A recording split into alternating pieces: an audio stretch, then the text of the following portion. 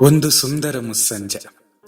ಉಲ್ಲಾಸ ಉಕ್ಕಿಸುವ ಉದ್ಯಾನವನದ ಮೂಲೆಯಲ್ಲಿ ಪರಸ್ಪರ ಪ್ರೀತಿಸುವ, ಸದ್ಯದಲ್ಲೇ ಮದುವೆಯಾಗಲಿರುವ ಯುವಕ ಮತ್ತು ಯುವತಿ ಕುಳಿತಿದ್ದಾರೆ. ಮಾತುಗಳಲ್ಲೇ ಕನಸುಗಳನ್ನು ಹಂಚಿಕೊಳ್ಳುತ್ತಿದ್ದಾರೆ. ಅಲ್ಲಿ ಅವರನ್ನ ಬಿಟ್ಟು ಬೇರೆ ಯಾರೂ ಇಲ್ಲ.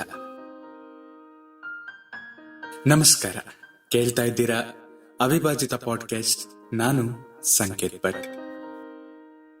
ಆ ಪ್ರೇಮಿಗಳಲ್ಲಿ ಯುವಕ ಯುವತಿಗೆ ಕೇಳ್ತಾನೆ, ಪ್ರಿಯೆ, ನೀನು ಈಗ ಏನಾಗಿದ್ದೀಯೋ ಅದನ್ನು ಬಿಟ್ಟು ಮತ್ತೇನಾದರೂ ಆಗುವ ಅವಕಾಶ ಸಿಕ್ಕರೆ ಏನಾಗಲು ಬಯಸುತ್ತೀಯಾ ಎಂದು ಕೇಳಿದ.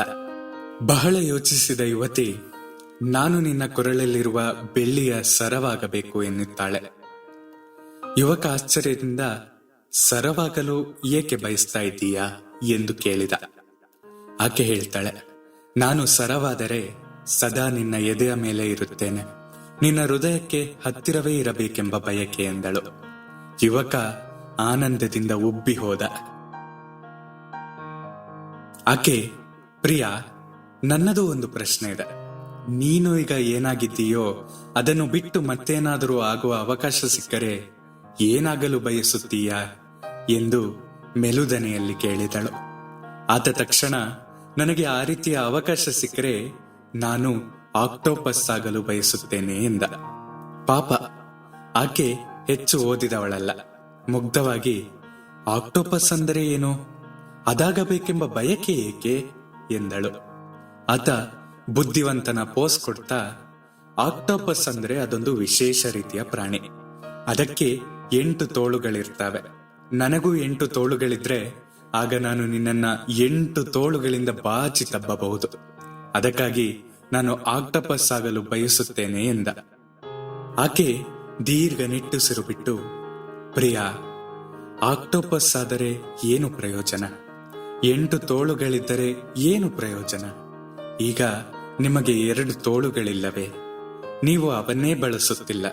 ಇನ್ನು 8 ತೋಳುಗಳಿದ್ದರೆ ಏನು ಪ್ರಯೋಜನ ಎಂದಳು. ತಬ್ಬಿಬ್ಬಾದ ಯುವಕ ಆಕೆಯನ್ನು ತಬ್ಬಿಕೊಂಡನು ಬಿಟ್ಟನು ಎಂದು ಕೇಳುವುದು ಬೇಡ. ಆದರೆ ನಾವು ಸ್ವಲ್ಪ ಯೋಚನೆ ಮಾಡೋಣ.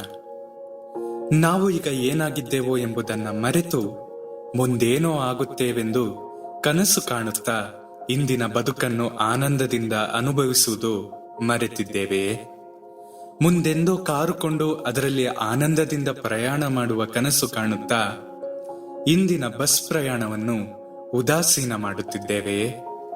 ಕಿಟಕಿಯಿಂದ ಆಚೆಯ ಪ್ರಕೃತಿ ಸೌಂದರ್ಯವನ್ನು ಸವಿಯಲು ಮರೆಯುತ್ತಿದ್ದೇವೆಯೇ? ಮುಂದೆ ನಮ್ಮ ಮಗ ದೊಡ್ಡ ಮನುಷ್ಯನಾಗುವ ಕನಸು ಕಾಣುತ್ತಾ ಅವನ ಈಗಿನ ಸಣ್ಣ ಪುಟ್ಟ ಚೇಷ್ಟೆಗಳನ್ನು ನೋಡಿ ನಗುವುದನ್ನು ಮರೆತಿದ್ದೇವೆಯೇ? ನಾವು ನಾಳೆ ಕಟ್ಟಿಸುವ ಭವ್ಯ ಬಂಗಲೆಯ ಕನಸಿನಲ್ಲಿ ಈಗಿರುವ ನಮ್ಮ ಪುಟ್ಟ ಮನೆಯ ಅನುಕೂಲತೆಗಳನ್ನು ಅನುಭವಿಸುವುದನ್ನು ಮರೆತಿದ್ದೇವೆಯೇ?